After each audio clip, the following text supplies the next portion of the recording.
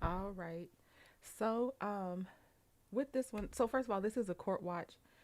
I will have commentary. I'll be reading the chat sometimes. I just have certain reactions that I just want to get across, some a little bit of, comments, how I'm feeling, what I'm noticing, or just whatever is coming to watching this. Um, because I forget that not everybody is already aware of this case, I am going to play the prosecutor when she announced that they were counting, Naziah Harris is missing as a homicide. So we're gonna watch that, get on the same page, and then we're going to finish out the January January 8th. January 7th day, then we're going to January 8th with some of those witnesses, and we'll just see how far we get. This has been kind of pieced together. I have a playlist going while we're watching all the witnesses that we can find on here.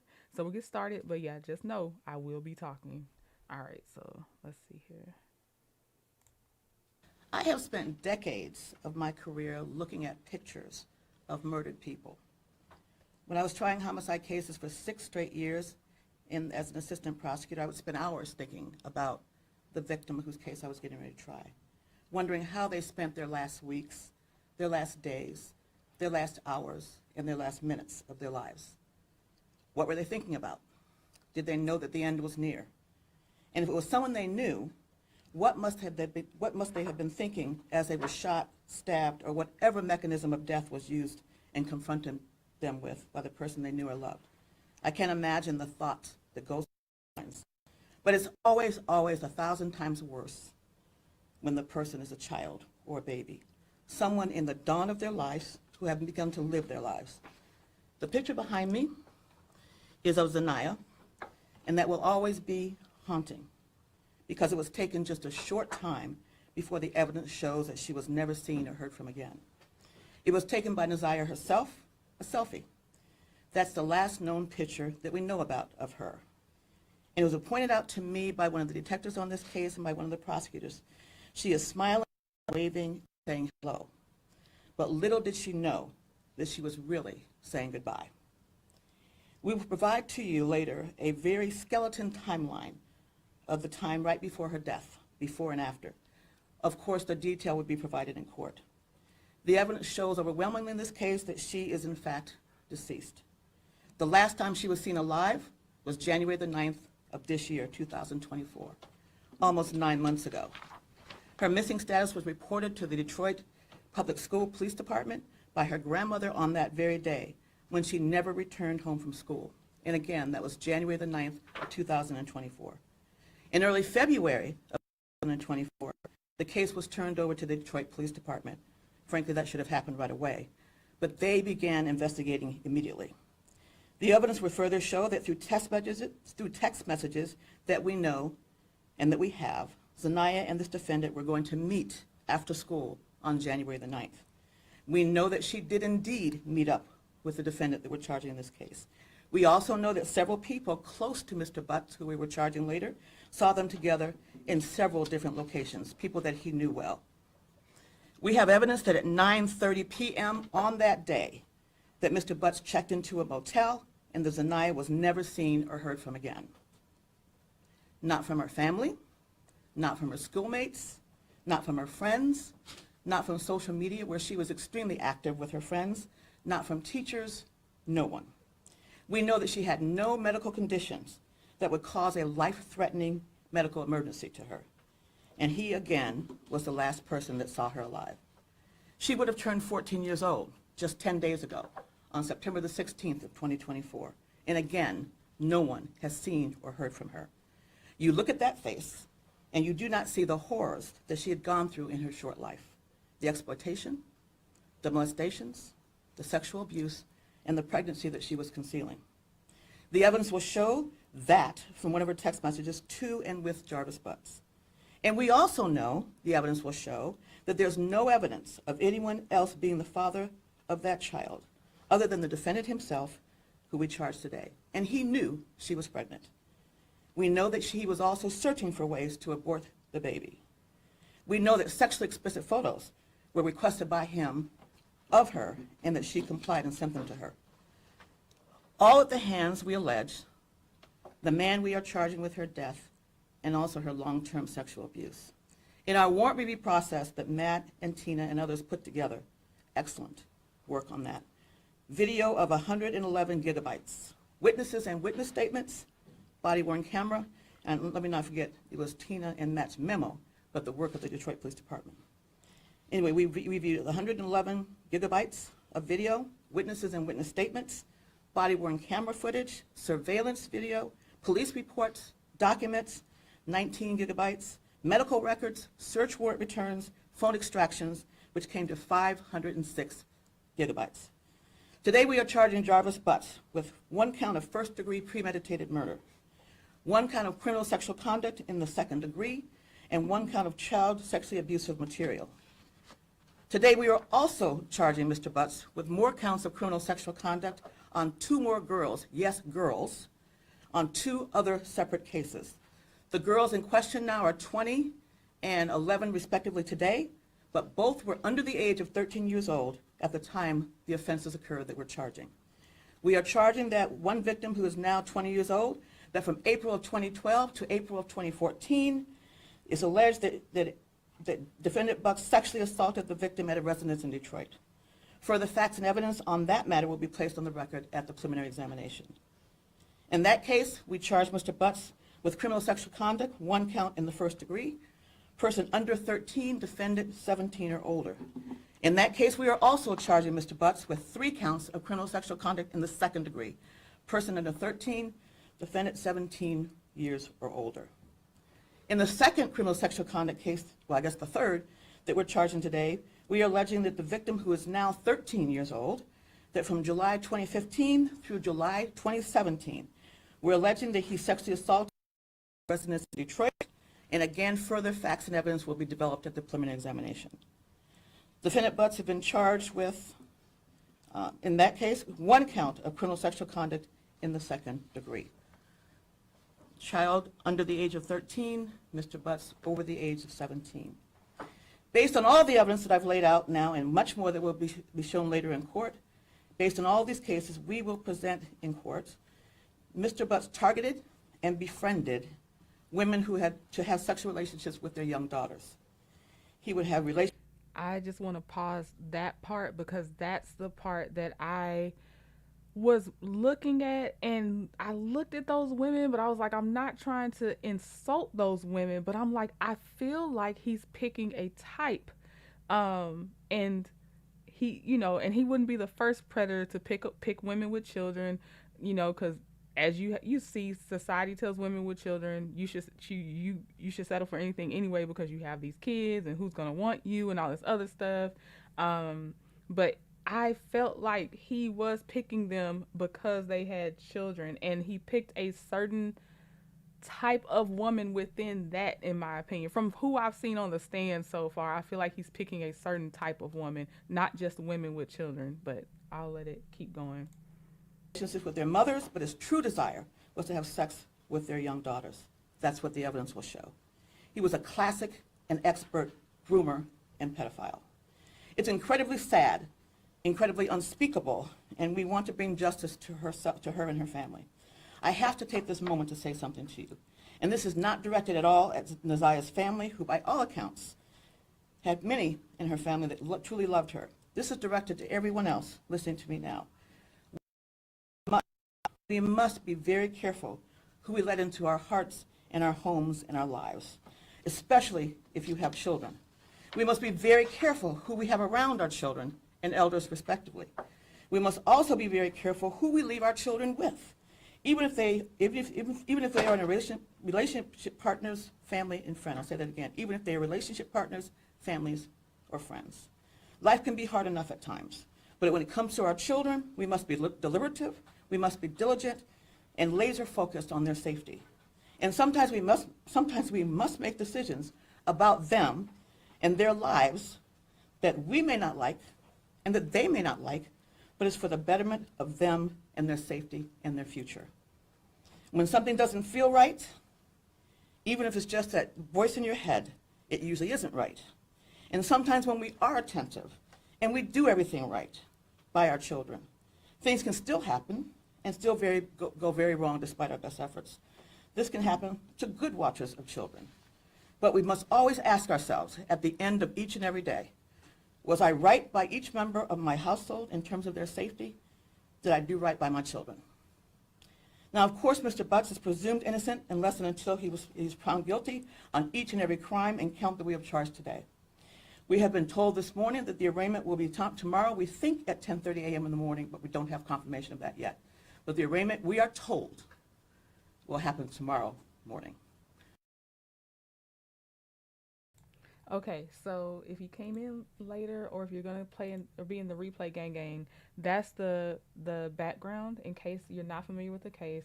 And then now we're finishing up this day with the witness that's about to come on, and then we'll get to the other witnesses from the next day of this preliminary trial that first happened in the beginning of January 2025. May I proceed? Yes. Thank you. Please state your name for the record, sir. Antonio Carlisi. And what do you do for a living? I'm a detective at the Detroit Police Department, homicide unit. How long have you been with the Detroit Police Department in total? Total of 29 years. And how long in the homicide unit primarily? 11 years. Okay. And what is your current role in the homicide unit? At this time, I am one of two that extract surveillance videos from locations. Okay. And does that sometimes include like doorbell cameras, Ring or Xfinity or something like that? Correct, it does. Okay. And did you do that? I want to take you back to January 20th, 2024. Did you receive a request or a dispatch to go to a location? Not on that date, but yes, I did receive a request back in February 20th of 24 to make 4803 Bedford to recover some video. Okay, and you said 4803? Correct. And did you write a report about this? Correct. Is there an error or a typo in your report regarding the address? Yes, I have 3803. And in preparation for your testimony, did you realize that that was a typo? Correct. And what was the reason you were dispatched to that location on Bedford? At that time, to recover video from a surveillance unit that's showing a girl walking down the street. Okay. And are you familiar with the area that address is in, or what the corner and cross streets are? Yes. And what are the corner and cross streets right next to that address? That is Bedford and Cornwall. Okay. And then is the street 3 Mile Drive nearby this location? That's 1 block east of Bedford. And did you have a chance to observe the videos, or some of the videos that you recovered earlier today? Yes. And do those fairly and accurately depict the videos that you extracted from this system? Yeah, that was a Ring system. Yes, sir. Okay. And at this time, Judge, I would move to admit people's proposed exhibits 49, 50, and 51. Any objection? No objection. They will be admitted? And permission to publish. Yes.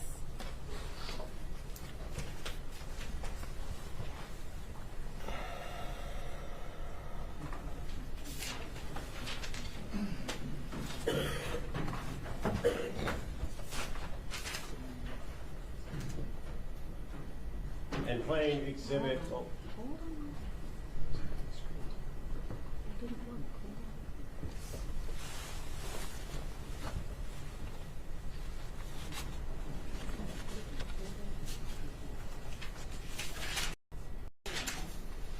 Playing exhibit 49 from the beginning.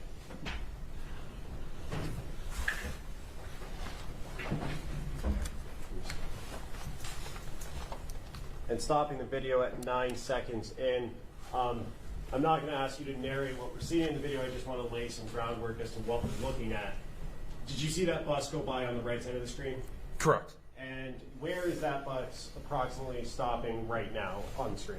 That's stopping right approximately at 3 Mile Drive. And Cornwall? Cornwall. Okay. And we're looking at Bedford from this view? Yeah, we're looking eastbound from the house of 4803 towards down Cornwall towards 3 Mile Drive. Okay. Continuing playing from 9 seconds.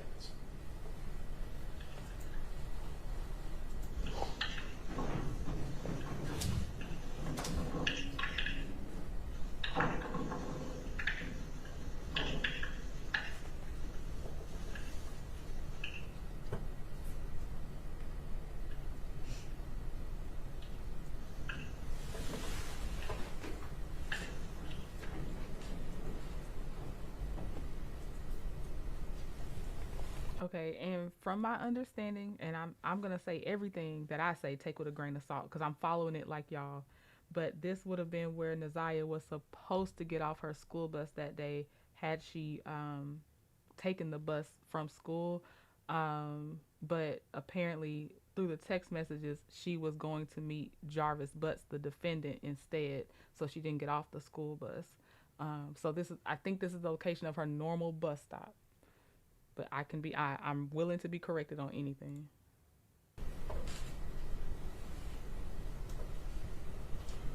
And moving to Exhibit 50 and playing from the beginning.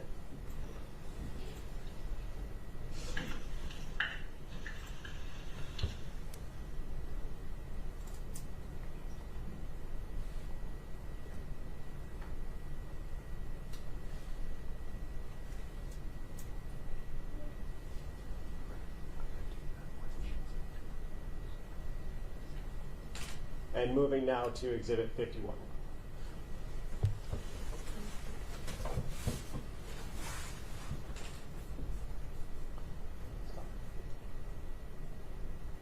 And stopping at 6 seconds into the video.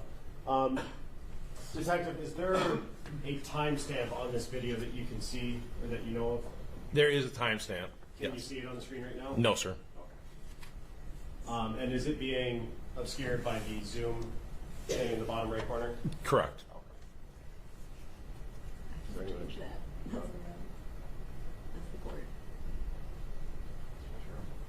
you okay if I just read what that is right now?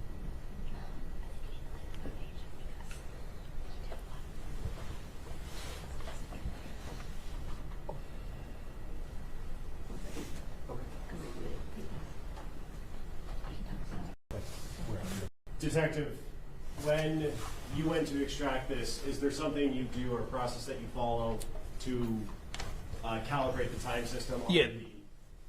on the system you're extracting the video from? Correct. We do a time calibration to the world clock. Okay, and what is the world clock? So basically, the world clock is the anatomical clock that we go by from the Navy clock. So looking at the anatomical clock or the world clock to the video system, we calibrate how if it's zeroed, which this one was, to, or if it was short or fast. Okay.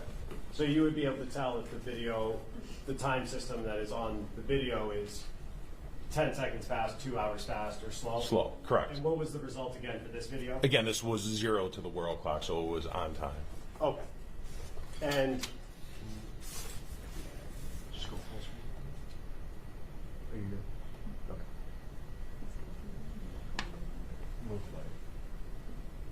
And you have to see the bottom.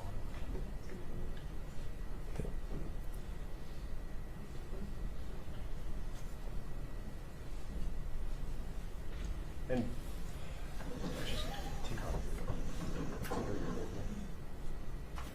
I'm not. Perfect.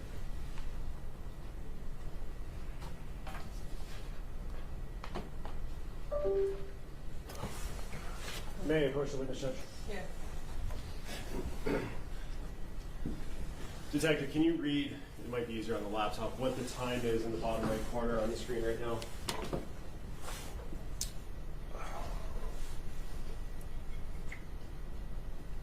Once it's still covered up. So that time is, and I don't have my glasses, it is January 9th, 2024. I believe it's 14:54 and some seconds. And 14:54 would be around 2 2:54 p.m. on the 9th of January. And all of these videos have that timestamp? Correct.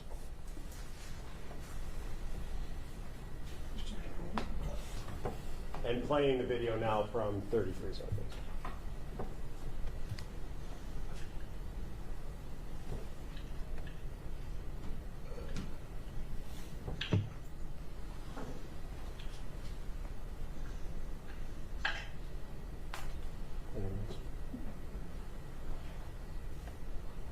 I have nothing further, Judge. Thank you.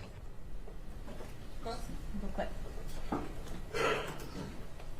So in that video, are you familiar with that area that's depicted in the video? Correct. Okay. So you said that that was a view from the camera on a house viewing Bedford going east. Is that correct? Bedford runs north and south. Cornwall runs east and west. So it's shooting eastbound down Cornwall, basically. Okay. But the view, your view is The view. is looking towards the east. Correct. Okay. And so in Bedford, you said is a north-south street. Correct. And so the person walking down Bedford would be going towards the north. Yes, ma'am. Towards East Harper, Warren. Or is it Warren or is it Harper? That's Warren. Warren. Okay. Well, Warren, then Harper. That's all going in that direction. Okay.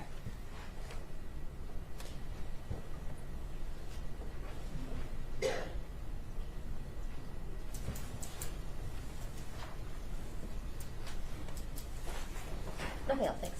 Nothing further, Judge. Okay, so Ziyah went missing on January 9th. They just showed the video of January 9th of, I believe, what would have been her school bus dropping her off had she been on the bus. The location was Bedford and Cornwall near 3 Mile. Her ID was found by a witness named Valerie Smith. Valerie lives on 7 Mile. So that would have been... Now, obviously, honestly, if y'all are from Detroit, let me know. I'm guessing if it's named Mile, that's probably like, would it be, if it's 3 Mile to 7 Mile, that's 4 miles apart? Or is it, just blocks apart? I don't know, but it's not near 3 Mile where she would have gone off the bus at normally. And her grandmother says she's expected home if she doesn't have after school activities between 3:03 and 3:05 p.m. And like the detective said, that was around, I think he said it was 2:54 p.m. that video was playing from somebody's ring cam. So hopefully that helps orient anyone coming in. Okay, so that was the end of that day that I have. And then we're going to the next day. And we're starting with her, but there was a woman that was getting up off the witness stand, and I don't know how to find that woman because that's not where they're starting at. But we're gonna start with her because this is where it's starting with someone sitting down again.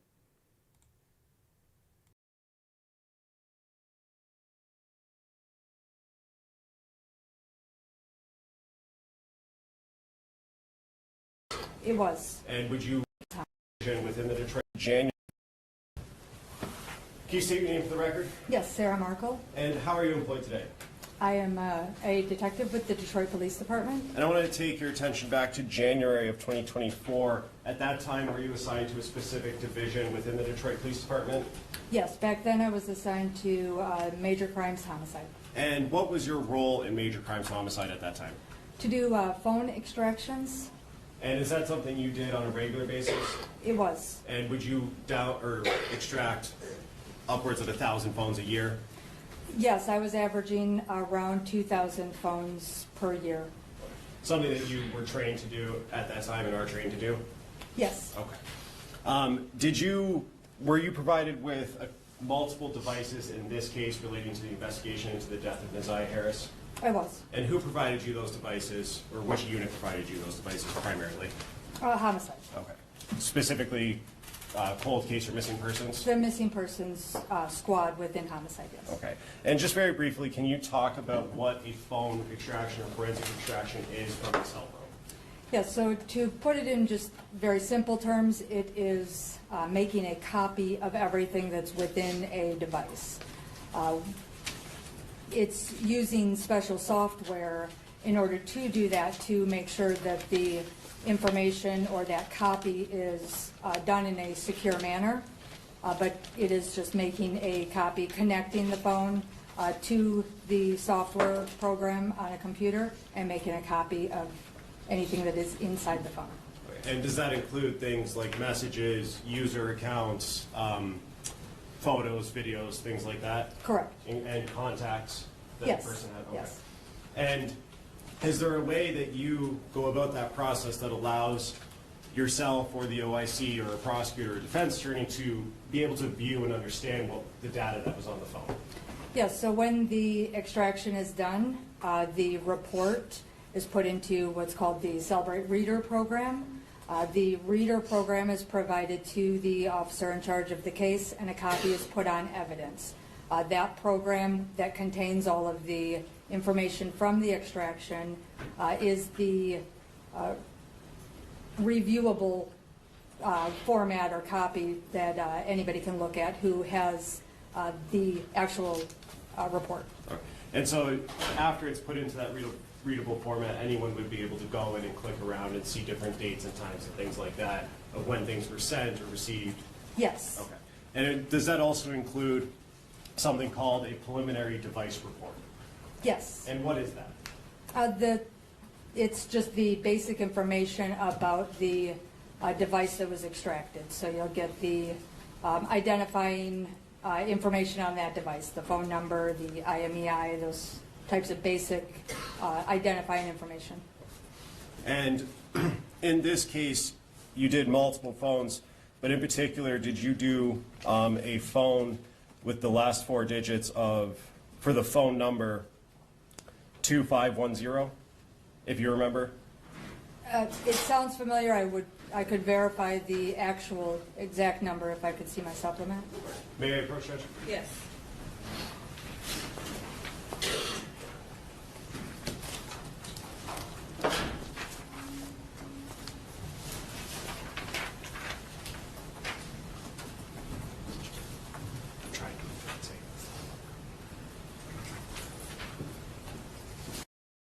From my notes, I have that Jarvis Butts' phone number ended in 8719. So, like she said, though, she's done multiple phones. She wasn't tasked with just doing one phone. But when Detective Jason was up there, I believe he identified Jarvis Butts' phone number. The last 4 digits were 8719. And right now she's talking about the last 4 digits of a phone number ending in 2510. You can take a look at that, Detective, and look back up at me when your memory's refreshed. Yeah, 2510 are the last 4. And was there a name associated with that account? Yes. And what was that name? Well, with the phone, yes. With the phone, yes, sorry. Yes, that was a consent from Tijuana Butts, And you said consent. What do you mean by that? that the owner of the device consented to a forensic search of the phone. And you need consent or a search or a valid signed search warrant to do your job, correct? Correct. Okay. And you performed an extraction and placed an extraction on evidence for that phone number and that account or that device? I did. At this time, Judge, I would move to admit the full extraction as Exhibit 57, People's Proposed 57. I didn't hear you. No objection. Okay. It will be admitted as People's Exhibit 57. And may I approach again, Judge? Yes.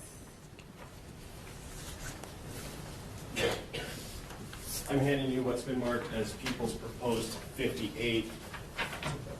Just for identification purposes, Detective, is that the preliminary device report associated with the device for Tijuana Butts?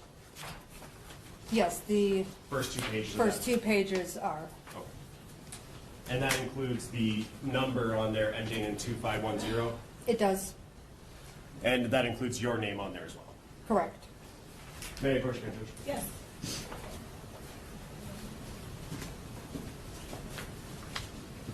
And Detective, another device that you extracted in this case, was that for a phone number ending, or for the full number of 313-585, sorry, 313-585-8719? Yes. And what was the name associated with that phone? That was done through a search warrant. And was there a person, a name associated with that phone, if you remember? No, so if it's a search warrant phone, there isn't a name that I would attach to it. But that was the number on the cell phone number was ending in 8719? Correct. And did you do that same process and perform and place an extraction on evidence for that phone as well? Yes. At this time, Judge, I would move to admit proposed exhibit 43, which would be the extraction for the phone number ending in 8719. No objection, Your Honor. It will be admitted as People's 43. And may I approach one more time, Judge? Yes. Approaching with what's been marked as People's Proposed 45. Do you recognize what I just handed you, Detective?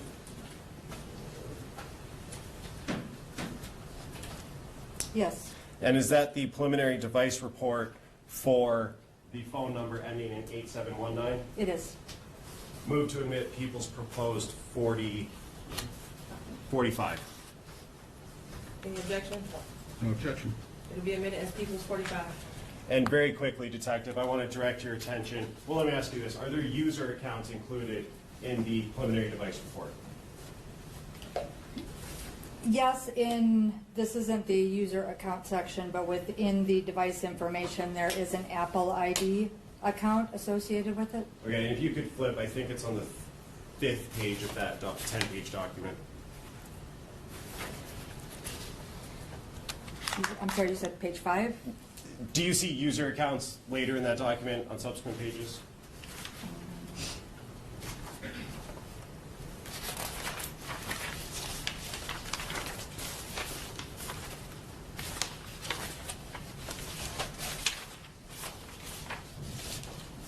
Yes, on page 7. 7, sorry, thank you. And I want to direct your attention to the user account section go to line 20.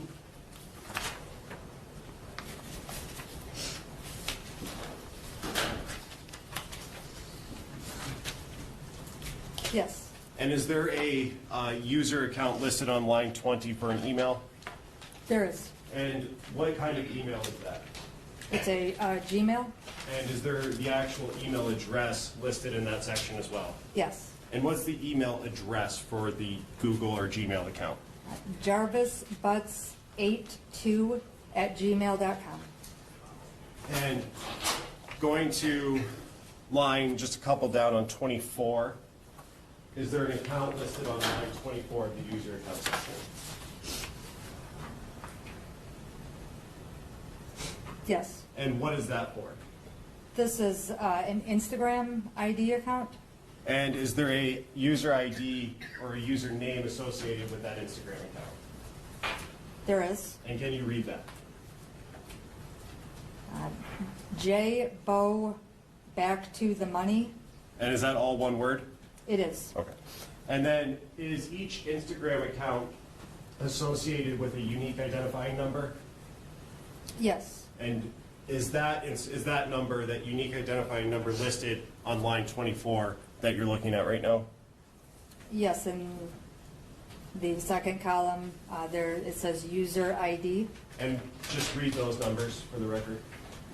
262854051. And just in general, in preliminary device reports, are some contacts that was in the phone listed as well? Maybe not in all of them, but does that happen in some preliminary device reports? Or can? Well, not in the preliminary device report is just specific to the device information. So in other sections of the phone extraction, there would be other information. Contacts that the person entered into the phone or communicated with? Yes, that would just be in different areas, not in the preliminary device information. May I have one moment, Judge? Yes.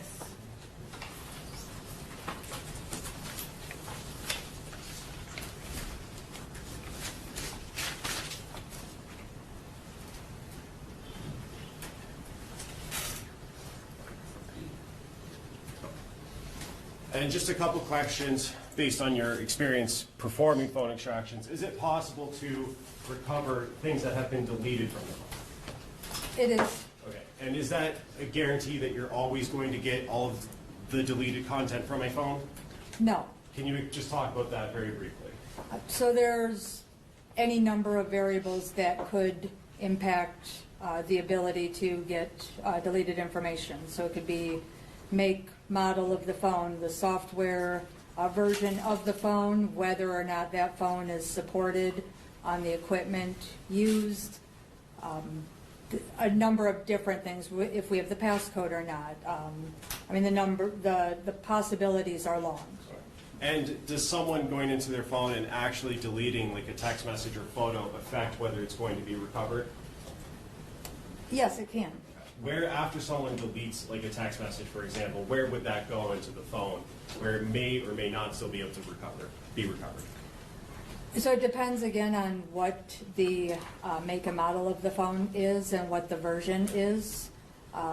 Because the phones change all the time with different updates, it could be in different places.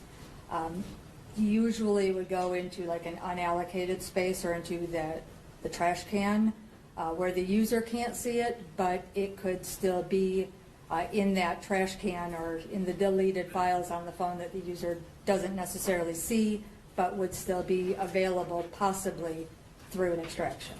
And is that a guarantee that if they're there, they'll be recovered, or is that trash can or unallocated space overwritten as time goes on? It can't, so there are no guarantees. It can be overwritten. It may not be an area that, it may not be a device that's supported to attempt to recover deleted. So it could be there are never any guarantees with it. There's a lot of variables that would play into the abilities. Thank you.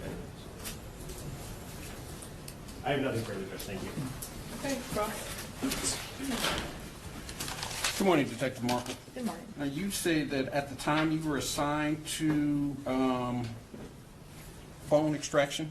Correct. Have you been reassigned since then? Yes. Okay, where are you currently assigned? The 3rd precinct, Any particular division? the investigative unit, the precinct detective unit. Okay. So, on this particular case, your job was strictly phone extraction? Correct. You did no investigation on this case, correct? Correct. And I think you testified on direct that you received several phones. Do you know how many phones you received in this case? Not off the top of my head, no. Okay. Did anyone in particular order you to do the extractions on the phone?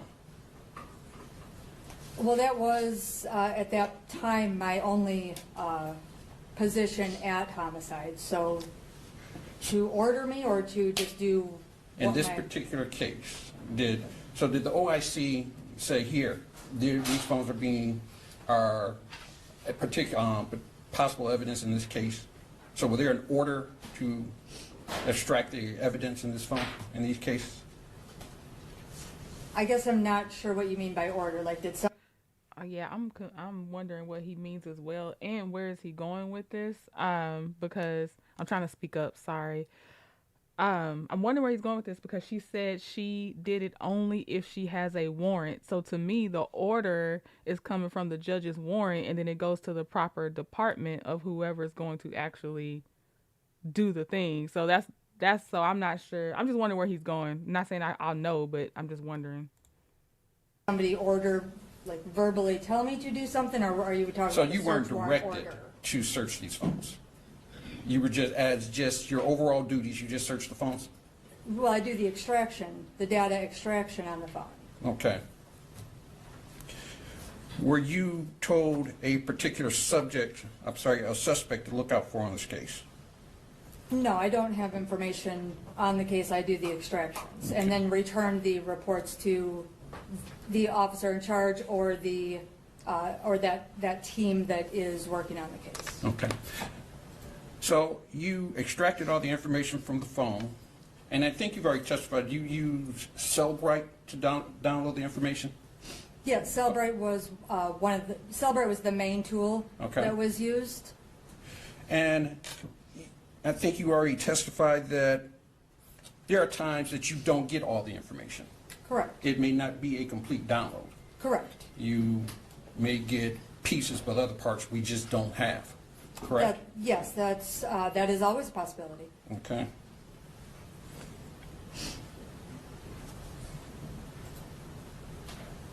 You turned over all the reports, correct?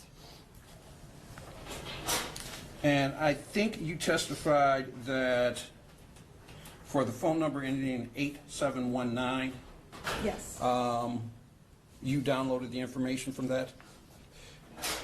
Did you get a passcode for that? If I could see the supplement that I did for that, I could let you know.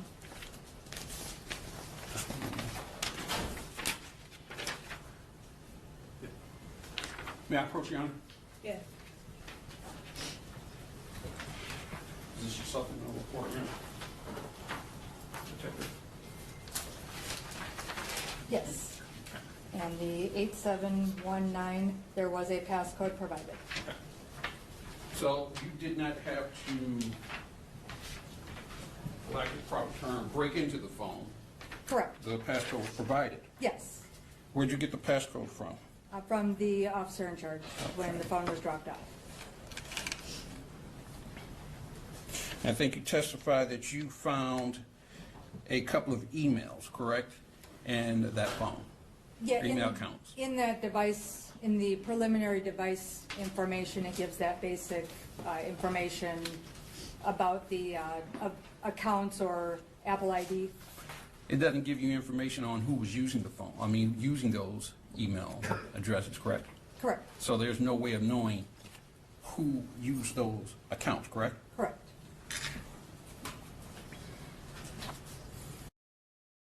Okay, I get it. They're the defense. They're supposed to cast doubt. That's the point. They don't have to prove innocence. They just have to instill doubt. Oh, I got loud. Okay. So the email address, I just had it, the user ID for Instagram on that phone was jbo back to the money, which is Jarvis Butts. Then there was an email that was like Jarvis Butts or jb82@gmail.com. So I get it, but okay, like that's that man's phone. And of course, there's no way to know who was using the phone when the data was created in the phone, correct? Correct.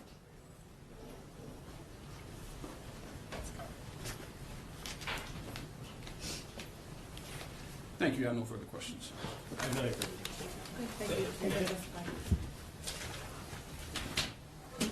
Before you call your next witness, I want to check on a couple of cases. Okay, the medical examiner is coming up next for the one that was on the thumbnail.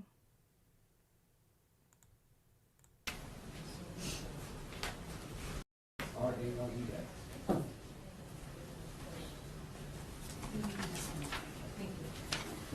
morning.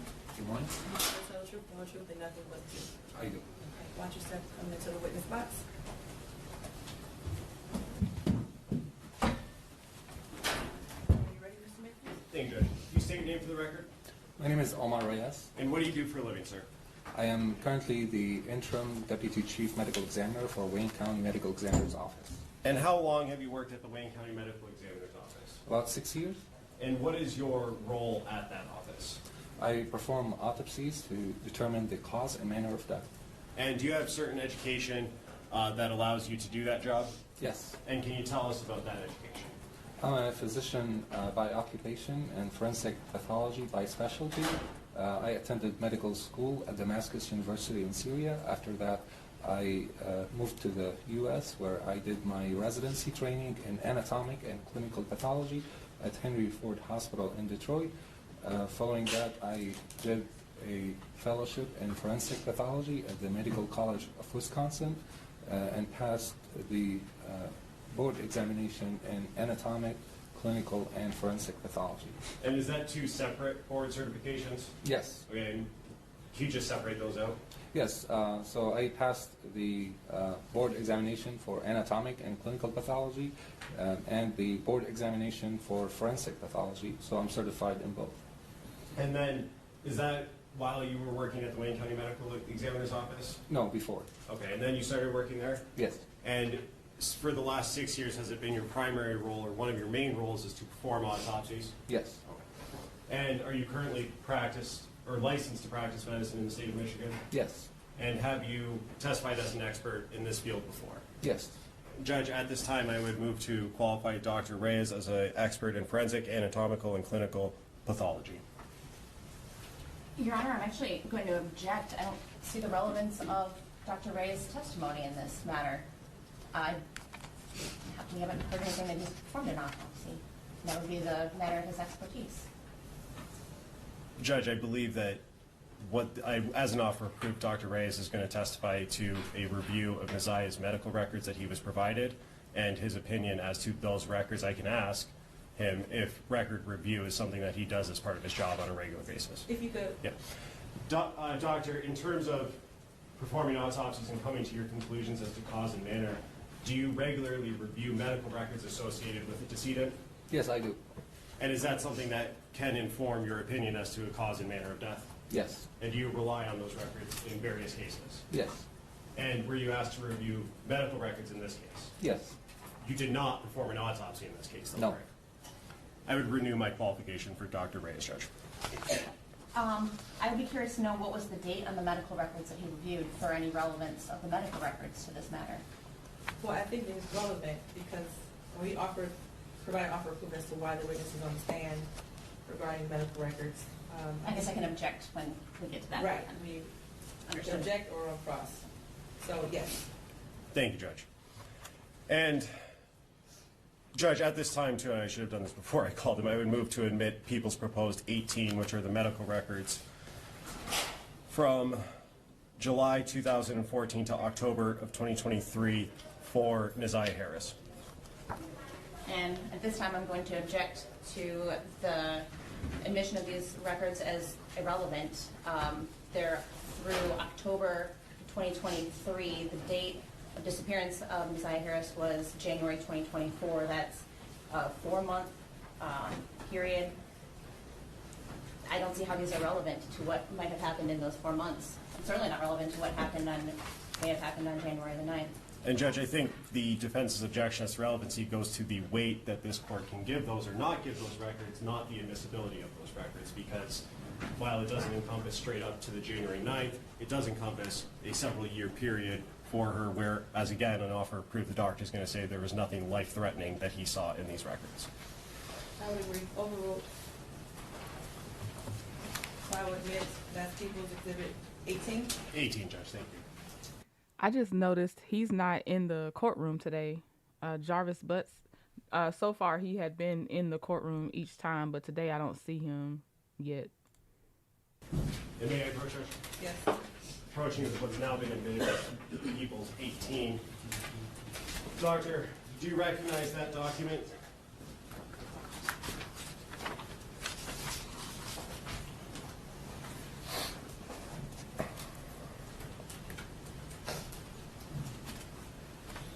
Yes, I do. And are those the records that you reviewed to come to a conclusion in this case as to the review of those records? Yes. And did you ultimately write a report as to your conclusions on your review of those records? Yes. May I approach, Judge? Yes.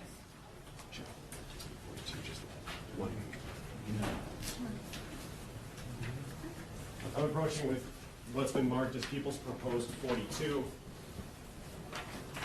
Do you recognize that document that I handed you of Proposed 42, Doctor? Yes. And is that your report that you wrote after you reviewed the records in Exhibit 18? Yes. What's the exhibit number on that document? Exhibit 42. It says what? And at this time, Judge, I would move to admit People's Proposed 42. And I'm objecting to this, Your Honor, specifically to the last paragraph in this letter. It assumes facts, not in evidence, where it says the cause of death remains unknown. There's not evidence of a death at this point. In terms of MRE 703, I don't believe that they'd be admissible pursuant to any expert testimony, because expert testimony has to rely on facts in our data and evidence, and we don't have that. It's not, as far as I understand, Dr. Ray's job to declare death, and we don't have a declaration of death. We've seen no government, no paperwork from any government agency making that declaration. And Judge, I don't think that's required for the doctor to opine as to his opinions as to the medical records that he reviewed in this case. His qualifications allow him to do that. Those medical records are what he's talking about. Those medical records are admitted into evidence at this point, and the underlying data that he relied on is there, so that does comport with MRE 703 related to expert witnesses and opinions. And of course, it's a little difficult because I don't see Exhibit 42, what the contents are. You're just speaking to the last paragraph? The last paragraph, which assumes the fact that I don't believe has been placed in evidence and is beyond the ken of Dr. Ray's expertise in this matter. cause of death? Correct. It says that the cause of death remains unknown, which, Judge, obviously Ms. Quick is getting to one of the main issues in this case and one of the big questions in this case that I anticipate is going to be a defense argument. And we will have that argument at some point, but for the purposes of this testimony, the data that Dr. Reyes relied on is in evidence, and certainly this court can take that document in the proposed exhibit for what it says and give it the appropriate weight. I will give it the appropriate weight. We all know that that's one of the big issues here in this case. So I will admit it with your objection noted. Thank you, Judge. That'll be Exhibit 42. Thank you, Judge. And Doctor, were you requested to do this medical record review by a certain agency? Yes. And who requested that? Wayne County Prosecutor Office. Okay, and after you reviewed those records, you wrote that report. Can you read the last paragraph of that report? Yes. The last paragraph states, as we do not have Ziyah's body available for examination, the cause of death remains unknown. Her medical history reveals no life-threatening conditions, and her vaccinations were up to date. And based on the records that you reviewed in that time period, did you see anything in there that would have caused Ziyah to die naturally? No.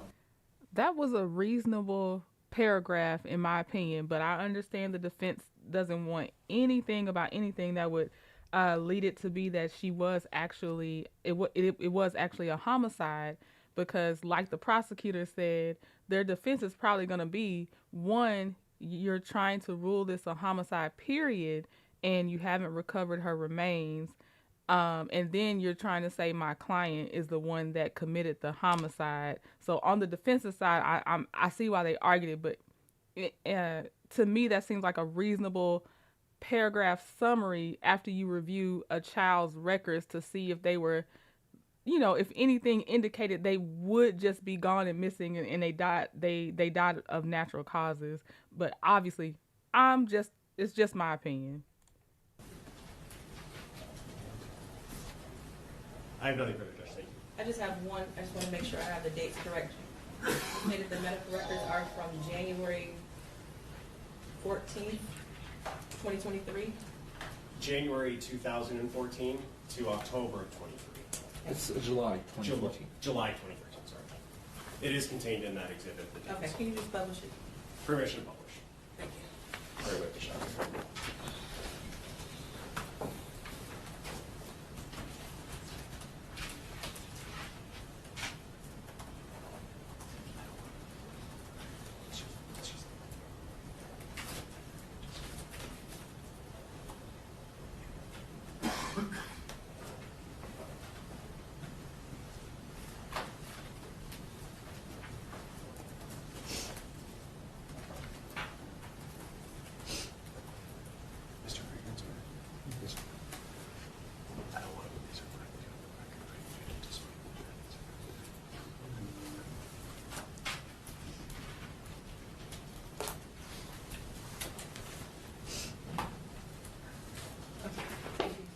Well, Thank you.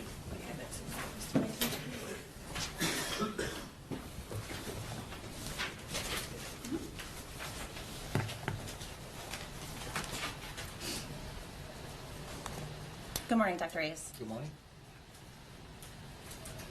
So just to be clear, you are not Ziyah Harris's treating physician. No. So you don't have any knowledge, no personal knowledge of Ziyah Harris No. or any medical issues that she may or may not have had. No. Your role in this case was only to review medical records that were supplied to you. Correct. Your actual job is to perform autopsies, correct? Correct. Also, and an autopsy is examining a person who is deceased, right? Yes. And determining a manner or cause of death. Yes. You can also interpret toxicology Correct. and lab results, Yes. that kind of thing. Is it your job to declare somebody as deceased? Typically? Typically, I am the pronouncing doctor when we respond to a death on a scene. Okay, so if you were to go and view something yourself Yes. and have personal knowledge of the circumstances surrounding the incident? Correct. Okay. So if you don't have a body, you can't really opine as to whether a person is in fact deceased. Fair to say? Correct. Okay. Now, you testified that you wrote a letter to the prosecutor in this case. Yes. And in that letter, well, what did you review in preparation of writing that letter? I view medical records that were provided by the Wayne County Prosecutor's Office. And those are just the medical records that that you have been referring to? Yes. And is that all that you have reviewed? Yes. Do you have any other personal knowledge of the circumstances of this case? No. Okay. I don't have anything else. Thank you. Any redirect? Nothing, Judge. Thank you. Okay. You were all set. Thank you. Thank you, Your Honor. All right, we'll stop there with the medical examiner and pick back up on some other witnesses, hopefully throughout this weekend. And I will see y'all soon, you know, other things coming up, but I will talk to y'all later for now.